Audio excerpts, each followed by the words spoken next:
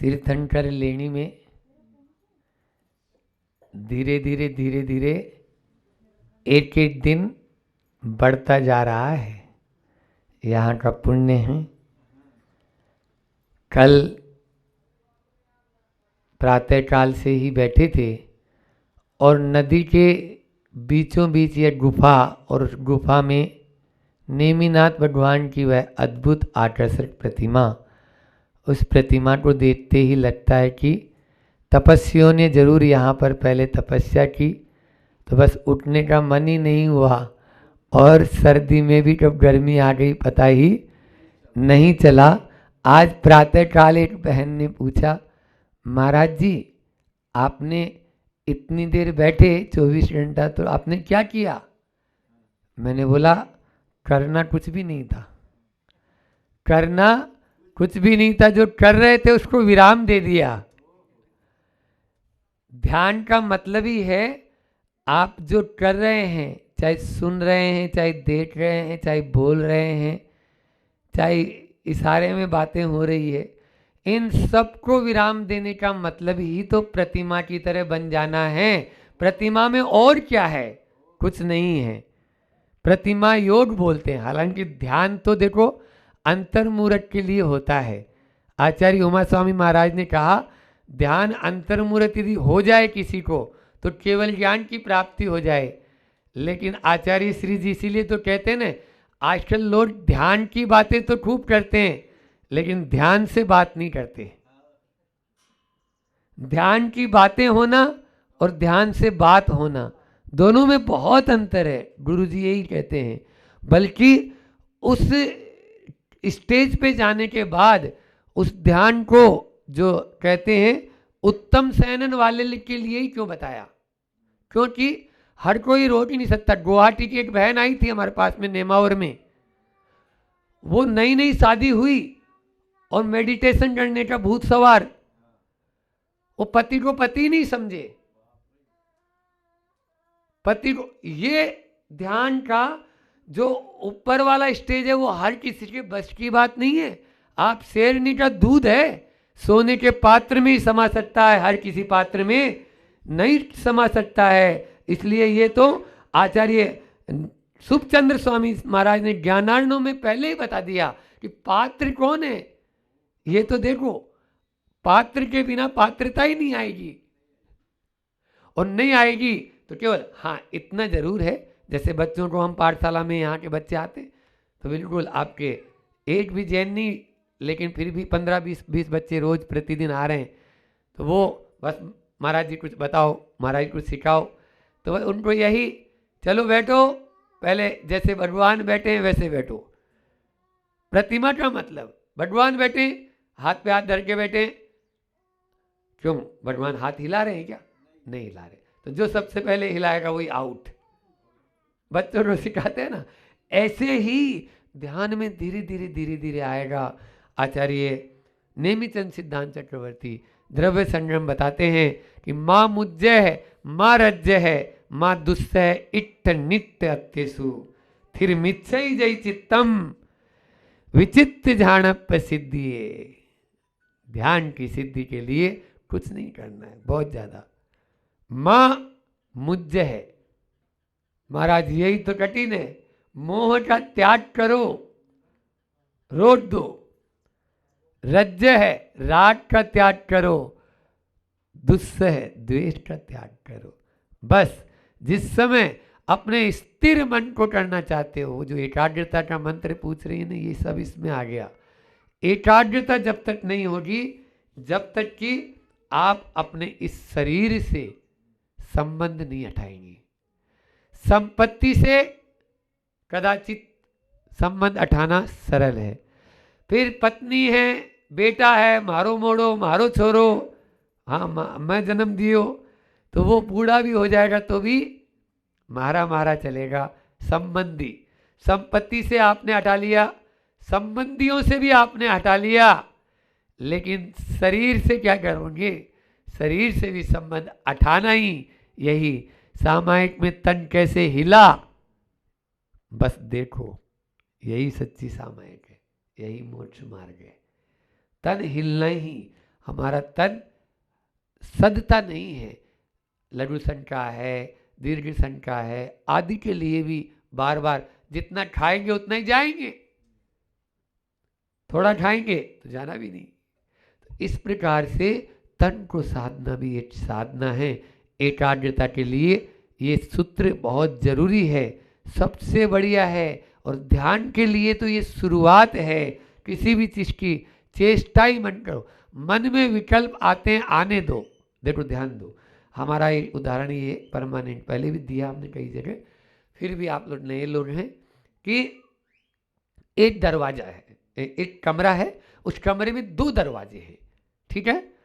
आप एक तरफ दीवार के पास में बैठ गए, एक दरवाजे से हवा आ रही है जा रही और दूसरे से निकल रही है, आपके लिए कोई प्रभाव क्यों? आप कोने में दीवार के पास में कोने में बैठे हुए हैं, इधर से हवा जा रही है उधर जा रही है, बस इधर से विचार आ रहे हैं उधर जाने दो।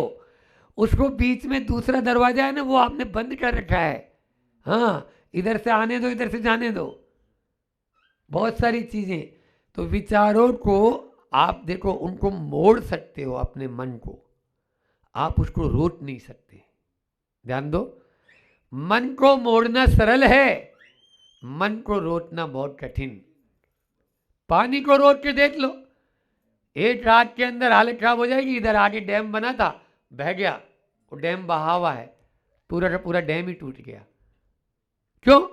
क्योंकि पानी को रोकना हर किसी के बस की नहीं, उसमें से कितना क्यूबिक चाहिए, उसके लिए कितनी ताकत चाहिए। इसी प्रकार से मन को भी रोकने के लिए तो आज यही बात करना चाहूँगा कि अपने मन को स्थिर या एकाग्र करना चाहते हो तो एक पे केंद्रित करें, पहले एक से जुड़े। मारवाड़ी में कहा होता है ना, एक के साधे सब सदे और सब साधे सब जाए, काम बिगाड़े आपनो और जग में होत हंसाए। जग में हंसी होगी, एक के ऊपर केंद्रित करना शुरू कर दो आपको, बस अपना लक्ष्य एक हो और नेक हो तो आपको सफलता भी मिल जाएगी और आप इधर उधर भी नहीं देखेंगे।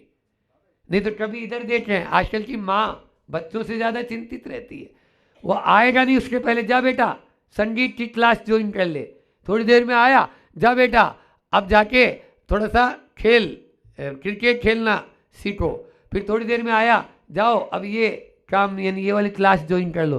कितने तरह के उसको यानी जो क्लासें करा देती है, वो एक में भी गाना बजाना नाचना ये सब चल रही है एक साथ, कभी भी 3 काल में नहीं हो पाएगा।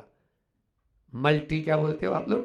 मल्टीटास्किंग, मल्टीटास्किंग, हाँ हाँ, वो मल्टीटास्किंग के अंदर चल रहा है आदमी, एक साथ सारे काम कर लेंगे। हाउ खुद नहीं करेगा आदमी, टेलीविजन भी देख रहा है, रोटी भी खा रहा है, अब रोटी में क्या खा रहा है पता ही नहीं है, उसके अंदर कितना जीव भी अंदर जा रहा है तो कोई पता थोड़ी है, उसका उधर ध्यान है। और वो टेलीविजन में जो आ रहा है वो आपके ऊपर प्रभाव कैसा दर्शाएगा बोलो?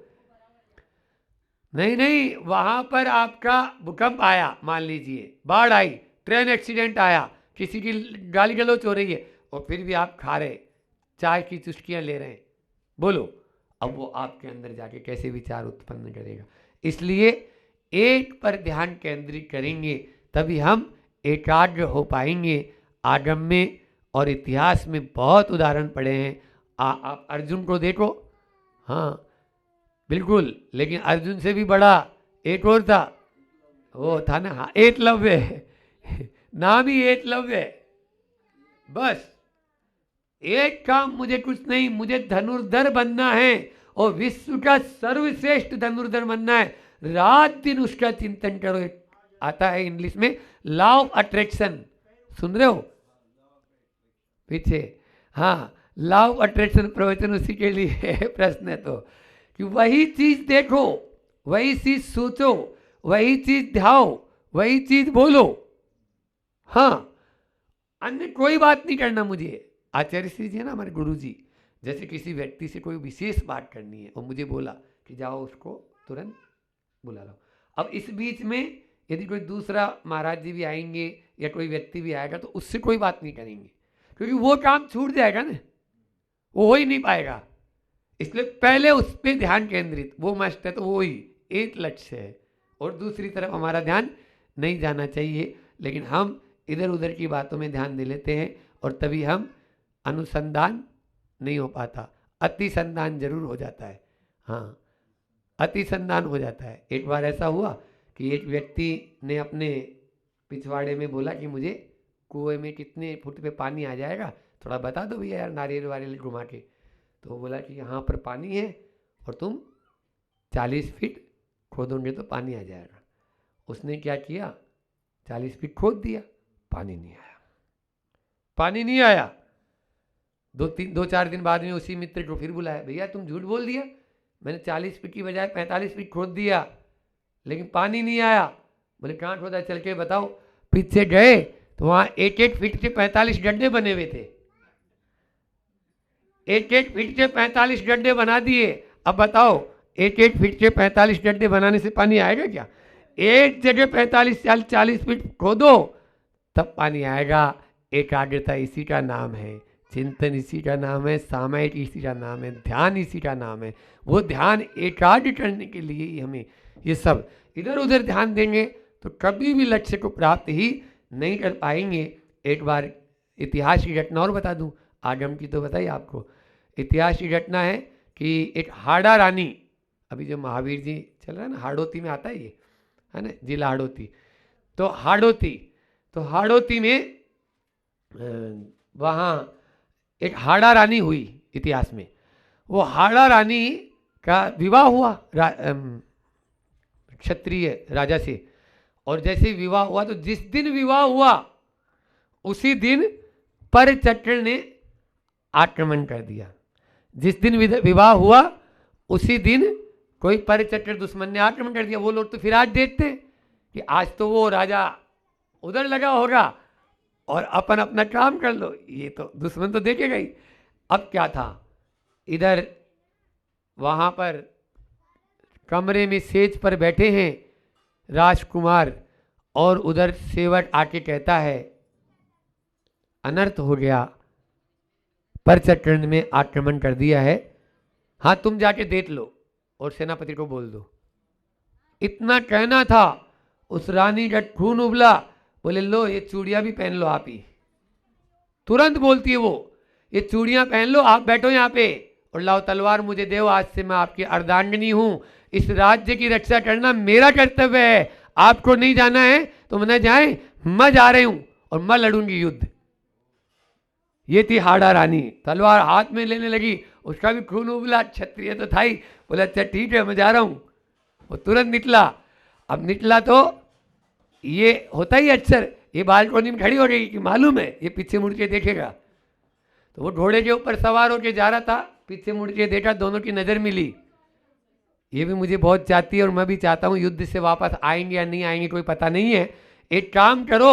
बाजू वाले सेवक को बोला जा जल्दी जाके और उससे कोई निशानी लिया, कोई निशानी लिया मेरे लिए, बस वो निशानी उसको देखकर मैं अपना काम कर लूँगा और अपना युद्ध लड़ूंगा। बस वो निशानी लेने गया। बोला क्या हुआ, वीर महाराज ने बोला है कि आप अपनी कोई निशानी दे, तो जाओ एक थाल लेके आओ, लाल कपड़ा बिछा देना। थाल लेके आया वो पुरुष और लाल कपड़ा बिछा हुआ है और निशानी चाहते हैं ना राजकुमार जी, लाओ तुम्हारी कटार दो। तलवार ली और एक ही झटके में अपनी गर्दन उड़ा के थाली के ऊपर गिरा दी, सिर काट दे दियो छत्राणी। जो अभी भी ये सोच रहा है कि मैं युद्ध के लिए जा रहा हूं, वहां पर जीतूंगा या हारूंगा या मरूंगा, एक निशानी लिया, ले निशानी ले जा और बोल देना कि तेरी पत्नी ने आज जो शादी हुई है उसने ये निशानी दी है। ये आज भी इतिहास गवाह है। ये है एकाग्रता। समझ में आई ना? हम अपने मन को क्या इतना एकाग्र कर पाते हैं? क्या एक पे मतलब लक्ष्य कर पाते हैं कि नहीं बस एक यही मेरा लक्ष्य है? हम 70 काम करने के लिए दौड़ जाते हैं, उसी समय ये भी कर लें, उसी समय वो भी कर लें, गैस बाजू में रख लेंगे और बाकी किताब भी खोल लेंगे, तो वो एक साथ तो नहीं होंगे ना। एकाग्रता यह बहुत जरूरी है आज के विद्यार्थियों के लिए तो मैं यही कहना चाहूंगा, 4 बातें याद रख लो, ठीक है, अपने दिमाग को एकाग्र बनाने के लिए। सबसे पहला तो जिस काम के प्रति रुचि होती है ना, वो काम कितना ही आप देखो अच्छी लगन और एकाग्रता से करते हो। बोलो, यदि आपको कोई मूवी देखना हो, रात के 12 बजे भी उठा दे कि देखो ये बहुत अच्छी मूवी आई है, तो आप सोएंगे नहीं और कहें कि चलो महाराज जी के दर्शन करने चलना है, तो नहीं, मुझे विद्यालय काम करना है। बोलो, जिसके प्रति रुचि होती है उसके प्रति एकाग्रता होती है नहीं होती? और ऐसा होता है पिन ड्रॉप साइलेंस, हाँ, आलपिन भी नहीं गिरेगी, इतना साइलेंस रहता है बिल्कुल। इतना तो प्रवचन में नहीं हो पाता, इसको उठाना पड़ता है, उसको बैठाना पड़ता है, उसको बोले भैया नमोकार बोल दे। तो ये एकाग्रता, एकाग्रता के लिए जरूरी है रुचि जगाना। आपकी रुचि जाग जाएगी तो आप आगे बढ़ जाएंगे और एकाग्र हो जाएंगे। दूसरा फिर है कार्य को प्राथमिकता देना। अपना जो कार्य है, जो हमने, एक होता है अर्जेंट और एक होता है इंपॉर्टेंट। आप अर्जेंट के चक्कर में इंपॉर्टेंट को मत भूलो। अर्जेंट के चक्कर में देखो, इसका भी उदाहरण दे देता हूं कि आपका अपॉइंटमेंट हो गया मान लीजिए राष्ट्रपति से, आप राष्ट्रपति के यहाँ पहुंच भी सके, राष्ट्रपति भवन में पहुंचे ही थे, आपके पेट में जोरदार दर्द उठा और ऐसा लगा कि यदि मैं शौचालय में नहीं जाऊंगा तो मेरे कपड़े खराब हो जाएंगे। अब आप पहले राष्ट्रपति से मिलोगे या पहले आप बोलो संडास में जाओगे? क्योंकि अपॉइंटमेंट का समय भी 2 ही मिनट का है। आप पहले कपड़े खराब नहीं करोगे, वहां जाओगे, लेकिन वहां जाकर आप बैठे ही रहोगे क्या? बोलो, 1 मिनट में वापस आ जाएंगे अपना काम करके, 2 मिनट में। समझ में आ रही है? तो ये वो अर्जेंट था, थोड़ी देर के लिए था, लेकिन इंपॉर्टेंट क्या है? हम आज इंपॉर्टेंट को भूल चुके हैं अर्जेंट के चक्कर में। घर गृहस्थी के सारे काम, आपके जितने संसार के काम बढ़ाने वाले हैं वो सब अर्जेंट हैं, कर लो, लेकिन इंपॉर्टेंट धर्म है उसको मत भूलो, उसको मत भूलो। आप अर्जेंट के चक्कर में इंपॉर्टेंट को यानी भूल जाएंगे, 3 काल में आपका यानी कार्य नहीं होगा। आप किससे मिलने जा रहे हैं? वीतरागी प्रभु से मिलने जा रहे हो। कभी मन में आया कि मैं वीतरागी प्रभु से मिलने जा रहा हूं, उनके दर्शन करने जा रहा हूं? बोलो, कई भाव बनाया इतना आपने तगड़ा कि नहीं उनके चरणों में ऐसा जाऊं? कहते हैं घर से निकलते ही 1 लाख उपवास का फल मिलता है। सुन रहे हो महेंद्र जी?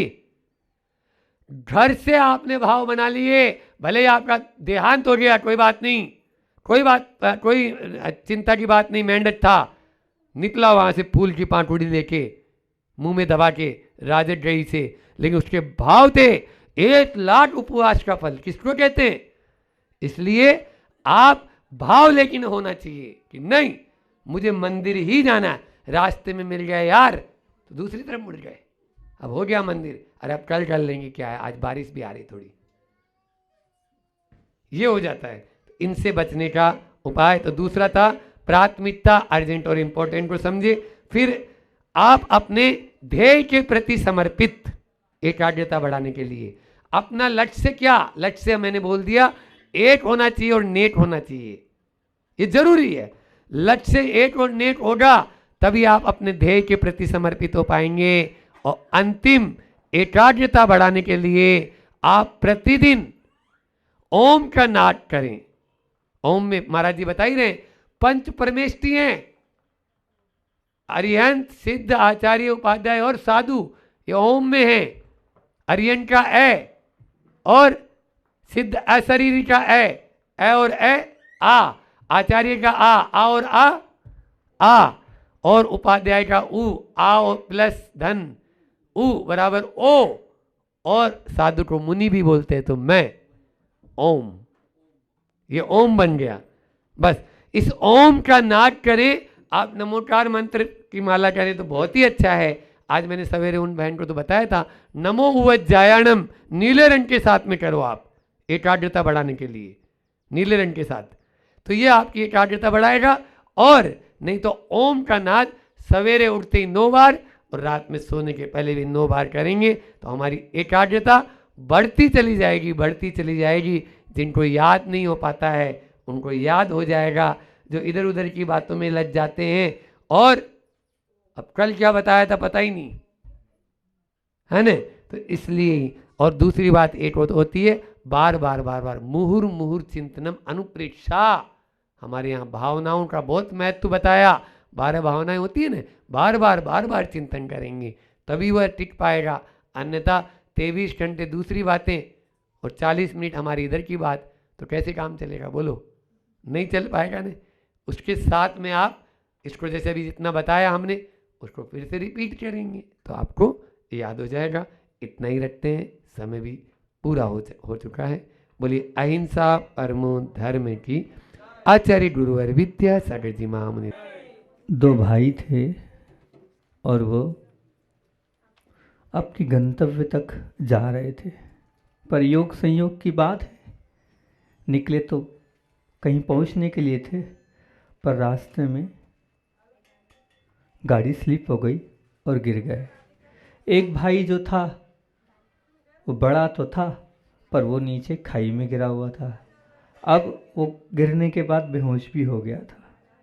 अब जो छोटा वाला भाई था वो ऊपर प्रयास कर रहा था कि कोई ना कोई मदद के लिए आए ताकि मेरे इस भाई को मैं निकाल सकूं और अस्पताल तक पहुंचा सकूं, लेकिन कोई रुकने को तैयार नहीं था।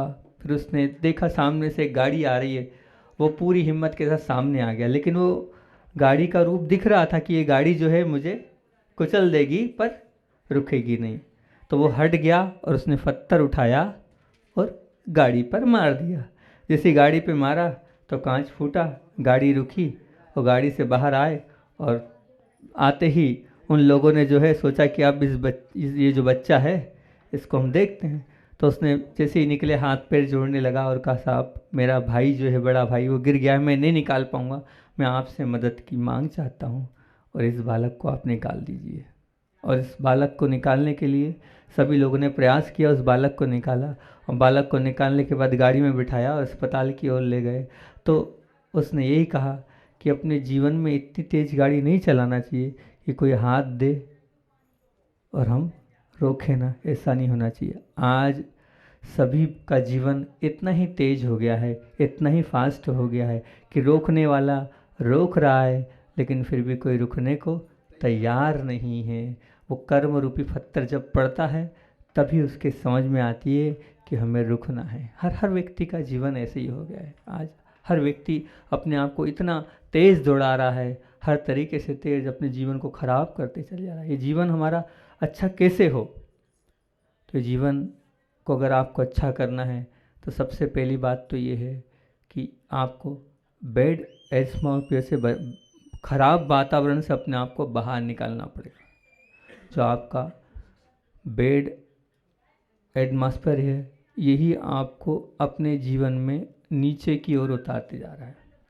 आज जो घर का वातावरण है वो घर का वातावरण इतना नीचे गिर गया है, इस प्रकार का हो गया है कि बाहर को छोड़ो हम अपने घर को सुधार नहीं पा रहे हैं। क्या एक बहुत अच्छी बात याद आई, वल्लभ भाई पटेल थे। वल्लभ भाई पटेल का एक अलग आदर्श था। उनका अनुशासन बहुत कड़क था और बहुत ईमानदार और बहुत पंचल थे। वो हर कार्य को समय पर करते थे। उनसे पूछा कि आप इतने आपके अंदर ऐसे संस्कार कैसे हैं? तो उन्होंने यही कहा कि बोले हमारे घर के संस्कार हमारे आज तक हैं। हमारे घर में हमारे बड़े भैया और भाभी को मैंने कभी 14 साल उनके साथ रहा लेकिन आपस में दिन में बात करते नहीं देखा। इतना अदब और इतनी विनय मतलब आपस में थी, वे किसी के सामने बात नहीं करते थे। तो ऐसे संस्कार पूर्व में हुआ करते थे, लेकिन आज हर चीज़ बदल चुकी है। हर चीज़ का संविधान है। बिल्कुल क्रिकेट को देखें, बिना क्रिकेट नियम के चलता है? नहीं चलता है। वो कोर्ट को देखें तो कोर्ट में भी संविधान है, धर्म को देखें तो धर्म में भी संविधान है, सरकार को देखें सरकार भी बिना संविधान के नहीं चल रही है। तो फिर बताओ आपका जो घर है उसमें कोई संविधान है कि नहीं? कोई संविधान नहीं है, कोई नियम नहीं है, कोई लक्ष्मण रेखा नहीं है, कोई भी ऐसे रोक टोक नहीं है। जब चाहे जब बच्चे आ रहे हैं, जब चाहे जब जो कर रहे हैं, आपने पूरी छूट दे रखी है। जब ऐसा बेड वातावरण, बेड एटमॉस्फेयर आपने बना के रखा है तो फिर कैसे आपका घर स्वर्ग बनेगा। आज का माहौल ये है कि आजकल की बेटियां अपने पिता के सामने अर्धनग्न रहती है, जैसे कपड़े पहनती है। ये पूरा माहौल है। इंदौर में जब हम चातुर्मास किया तो वहाँ देखा ये स्थिति बिगड़ती जा रही है। बच्चे रात को 12-1 बजे आ रहे हैं, आउट ऑफ लाइन होते जा रहे हैं, लेकिन कोई परवाह नहीं है। आज एक पति मोबाइल चेक कर रही पत्नी का, पत्नी मोबाइल चेक कर रही पति का, ये कहाँ का आ गया है बताओ ज़माना। मतलब कहीं से लेके कहीं तक एक के ऊपर विश्वास नहीं रहा है। ऐसा खराब माहौल चारों तरफ हो गया है। जब तक इस वातावरण को हम ठीक नहीं करेंगे, आज साधु को मोक्ष की बात छोड़कर आज आपके घर के माहौल की बात करना पड़ रही है। इसका कारण ये कि आपस में इतना ज़्यादा अविश्वास हो गया है, और उस अविश्वास के कारण कल रहा मैं तो मुझे लगा कि क्या माहौल है, वो तो मैं बताऊंगा नहीं कि क्या बातें कल हुई, लेकिन उस माहौल को देख के मेरी सामायिक भी बिगड़ी। सामायिक में भी मुझे अच्छा नहीं लगा। कल मैंने कहा कि मेरी सामायिक अच्छी नहीं हुई, क्योंकि कल केशलोज था। केशलोज में तो विशेष सामायिक अच्छी होती है, ये बहुत विशुद्धि बढ़ती, लेकिन सामायिक के पहले भी वही चला, सामायिक के बाद भी वही चला। तो जब मेरे विशुद्धि में इतनी अंतर, तो उनका क्या होता होगा ये मुझे चिंता है। वो कारण वही था, पूरा ले दे के बेड एटमॉस्फेयर, बेड वातावरण, खराब वातावरण ऐसा बन गया है कि सब कुछ समाप्त होते चले गया। दूसरा है बेड कंपनी। हमारी जो मित्रता है, हमारा जो हम आपस में जिनके साथ उठते बैठते हैं, वहाँ कैसे बैठते हैं। 5 प्रकार के मित्रों की बात करता हूँ मैं। सबसे पहला होता है थाली मित्र।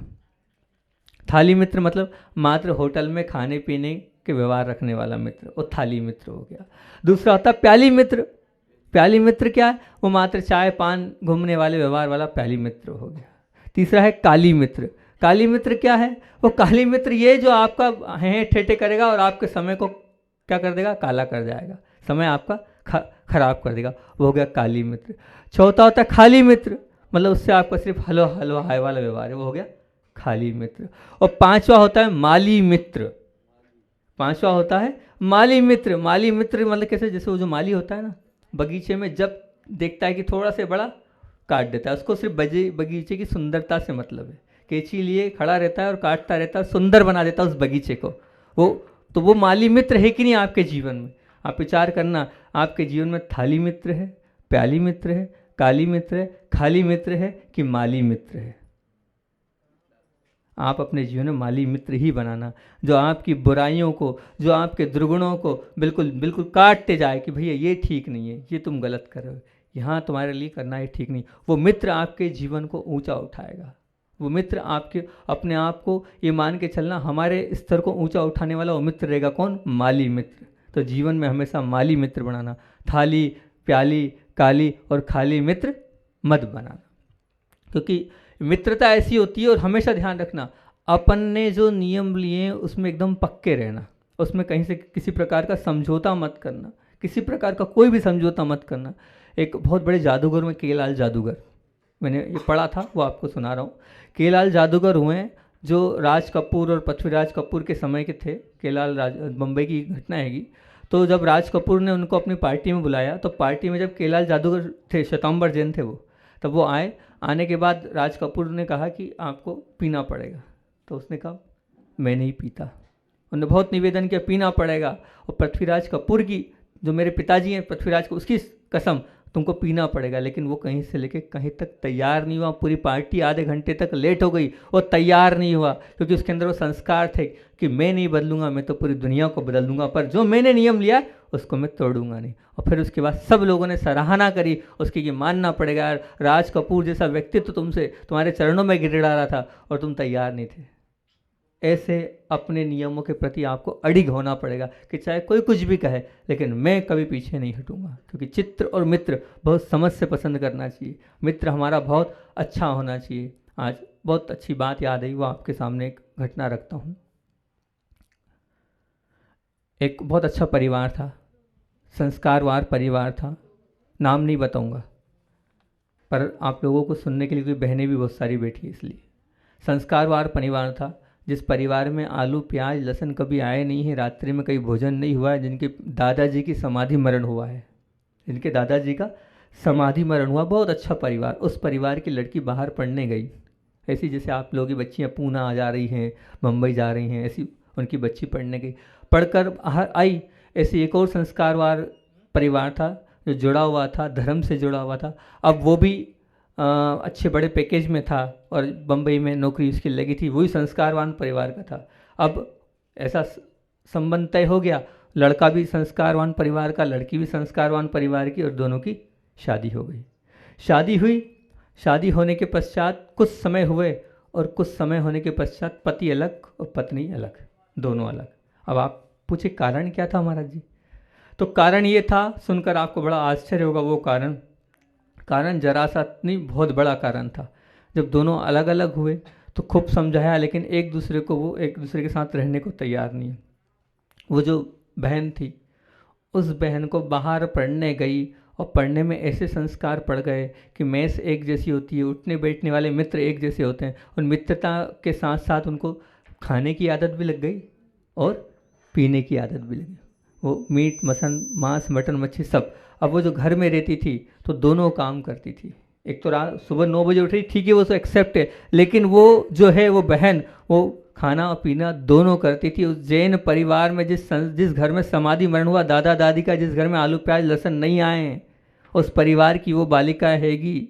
सोचो आप, अब वो बालिका वहाँ रहने के बाद ऐसी परिवर्तित हुई कि परिवर्तित होने के बाद वो कहती मैं पति को छोड़ सकती हूँ, 50 लाख का पैकेज है बम्बई में, पति को छोड़ सकती हूँ लेकिन ये नहीं छोड़ सकती।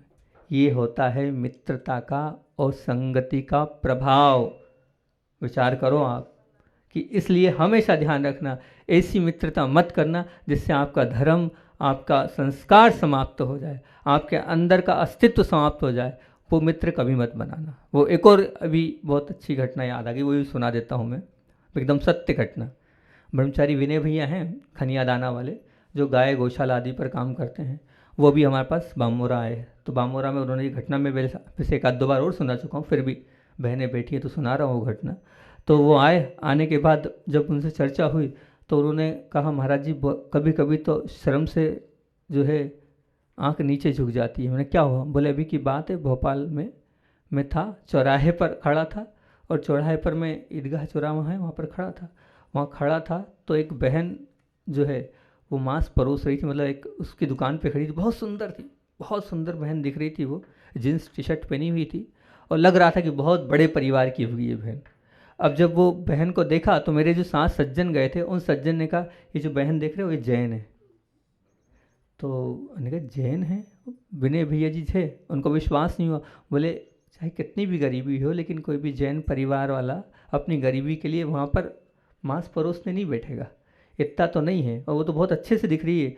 और स्वयं उस दुकान पर चले गए, एक ब्रह्मचारी बेस वाला व्यक्ति तो वहाँ पहुँच गया जहाँ खड़े रहने की, मतलब कौन खड़ा रहेगा ऐसा त्यागी व्यक्ति, लेकिन उनसे रहा नहीं गया। वो चौराहा उस रोड को क्रॉस किया, वहाँ पहुँचे। और वहाँ पहुँचते ही जब उस बहन से ने देखा सफ़ेद, तो उन्हें वंदना करी। तो वंदना करते ही समझ गए कि बात में सत्यता है। तो उन्होंने इतना ही पूछा बेटा तुम यहाँ कैसे, बेटा तुम यहाँ कैसे? तो उसने कहा ये मेरी ही दुकान है, ये मेरी ही दुकान है। उतने में जो वहाँ से अंदर से एक पुरुष व्यक्तित्व वहाँ से अंदर से आए, तो उन्होंने कहा ये मेरे श्योर है। जब वो बाहर आए तो उन्होंने कहा ये मेरी बेगम साहिबा है। तो इतनी सी बात मैंने भैया ने बोली कि भैया एक बात बताओ, आपके यहाँ तो बुरके में रखा जाता है, फिर इसको यहाँ पर क्यों खड़ा कर रखा है आपने? तो उसने कहा इसी की शरीर को देखकर ही तो लोग मेरी दुकान पर आते हैं, इसी के शरीर को देखकर ही तो लोग मेरी दुकान पर आते हैं। और वो लड़की, वो बहन मुस्कुराई और केबिन में जाकर बैठ गई। ये स्थिति हो रही है आजकल की बहनों की। विचार करें कहाँ संस्कार जा रहे हैं, कहाँ बहनें जा रही हैं कि पूरा सब कुछ समाप्त कर रहे हैं। तो ऐसा हमारी कंपनी ऐसी नहीं होनी चाहिए, बैड कंपनी ऐसी नहीं होनी चाहिए कि हम पूरा सब कुछ बर्बाद हो जाए। और तीसरी बात बैड हैबिट। बैड हैबिट ये कि हमारे अंदर अगर कुछ गलत आदतें हैं, गलत संस्कार पड़ जाते हैं, तो चाहे ध्यान रखना अच्छाई बहुत मुश्किल से आती है, लेकिन जो गलत आदत एक बार पड़ जाती है और बहुत मुश्किल से छूटती है। तो बैड जो अंदर है, अब छोटे छोटे बच्चों के अंदर गुटखे पाउच की आदत लग जाती है। एक छोटा सा बच्चा था, अच्छा याद आया, वो छोटा सा बच्चा अपने पिताजी से बोलता है, बोले पिताजी आप गुटखा खाना छोड़ दो। वो बोले नहीं बेटा, तू नहीं समझता है, आदत पड़ गई है, छूट नहीं रही है। तो बोले एक काम करो पिताजी, आप दिन में कितने गुटखे खाते हो, ये कितने पाउच खाते हो? तो 10-12। बोले जब जब भी खाओ बोले एक चांटा मेरे को मारा करो। तो उन्होंने कहा क्यों बेटा ऐसा क्यों? बोले आज नहीं कल आप चले जाओगे तो दुनिया मेरे को मारेगी, इसके पहले मेरे को मार खाने की आदत तो पड़ जाए, कम से कम आप चांटा मारा करो। तो बहुत अच्छी बात है, क्योंकि आप जो चीज़ खा रहे हो उसका नुकसान क्या है देखो, भविष्य क्या है तो देखो क्या है। जब ऐसी पिंच की जाती है, जब लगता है। एक और परिवार आया था, वो सहज भाव से बैठे थे, वो भी पत्नी शिकायत कर रही थी कि ये खाते छोड़ नहीं रहे हैं। तो हमने सहज भाव से बोल दिया, हमने कहा अच्छा आपकी उम्र कितनी, आपकी पत्नी की उम्र? बोले 1-2 साल छोटी है। मैंने कहा पूरी छूट खाने की, जितने आप खूब खाओ, लेकिन एक शर्त है पाउच के लिए। क्या? मैंने कहा जितने आप खाते हो उतनी पत्नी को खिलाओ, और बच्चे वो जो आधी आधी उम्र के हैं ना आपसे, तो मैंने कहा आधे आधे बच्चों को खिलाओ। अगर आप नहीं, बोले ऐसे कैसे हो सकता है, ये तो हो ही नहीं सकता है। ये नहीं हो सकता है तो फिर आप खा क्यों रहे हो? आप जो खिला रहे हो और खा रहे हो, ये मान के चलना अपने जीवन को भी खराब कर रहे हो, और साथ में एक आप आदर्श पुरुष हो घर के, तो आपको देख के भी तो पूरा संसार खराब हो रहा है। तो इस चीज़ को, बैड हैबिट, हमारे अंदर अगर कुछ बैड हैबिट है तो हम उसको बाहर करें, तभी हमारा जीवन अच्छा बन सकता। और फिर उसके बाद हमारा स्वयं का जो बैड साहित्य कह सकते हैं उसको, लिटरेचर कह सकते हैं उसको अपन, बैड लिटरेचर मतलब बैड साहित्य। साहित्य से तात्पर्य पुस्तकें मत लेना। आपका जो मोबाइल है आजकल, वो मोबाइल ही साहित्य हो गया है। दिन भर उस मोबाइल में जो आप देखते हो, ऊपर से लेकर नीचे तक आप बार बार करते हो, वो एक प्रकार का बैड लिटरेचर ही है, बैड साहित्य है। उसके माध्यम से आप नीचे की ओर घुसते चले जा रहे हो। तो अपने जीवन को बचाना है तो समय हो रहा है, अपने जीवन को बचाना है तो बैड लिटरेचर से भी अपने को बचना होगा। फिर उसके बाद है बैड थॉट्स। बैड थॉट्स यानी मन में चलते हुए विचार। आपके मन में जो विचार चल रहे हैं वही आपके जीवन को अच्छा और ऊंचा उठाने वाले हैं, और वही आपके जीवन को नीचा गिराने वाले हैं। थॉट्स मतलब आप जो सोच रहे हो वो। अब सोच ऐसी होती है कि किसी को आगे बढ़ने से, अगर कोई आगे बढ़ रहा है तो वो आगे जब बढ़ता है तो आपके मन में उसके प्रति जो गलत धारणाएं होती है, उसके प्रति जो अंदर से एक जलन की भावना होती है, उससे आप समझ नहीं रहे, आपका खुद का जीवन आप व्यर्थ नीचे की ओर ले जा रहे हैं। तुलना नहीं करना ही, मैं तो ये मानता हूँ, अपने जीवन को अतुलनीय बनाना है। जो व्यक्ति तुलना में लग जाता है, जो व्यक्ति एक दूसरे के मैं कैसा हूँ और वो कैसा है उसमें लग जाता है, वो कभी भी अपना कल्याण नहीं कर पाएगा। उसका भाव ये होगा कि वो क्या भाव रखेगा, उसका भाव हमेशा किसी को नीचे दिखाने का ही होगा। अगर आपका भाव किसी को नीचे दिखाने का है तो सबसे पहले आप अपने आप को नीचे पाओगे, ये बात ध्यान रखना। आप अपने आप को नीचे पाओगे, क्योंकि सफलता नहीं, और मान लो आपको सफलता नहीं मिल रही है तो आप ये सोचोगे कि जो सफलता नहीं है उसका कारण क्या है। कभी विचार किया कि आपको आपके जीवन में सफलता नहीं मिली, और वो सफलता क्यों नहीं मिली है, उसका क्या कारण है? उसका प्रमुख और अहम अगर हम कारण माने तो उसका प्रमुख कारण ये है कि हम अपने लिए पंचल नहीं हुए, अपने लिए हमने जीवन नहीं जिया, हमने जीवन दूसरों के लिए जिया, इसलिए हम सफलता को प्राप्त नहीं। आचार्य भगवान विद्यासागर जी महामुनि राज की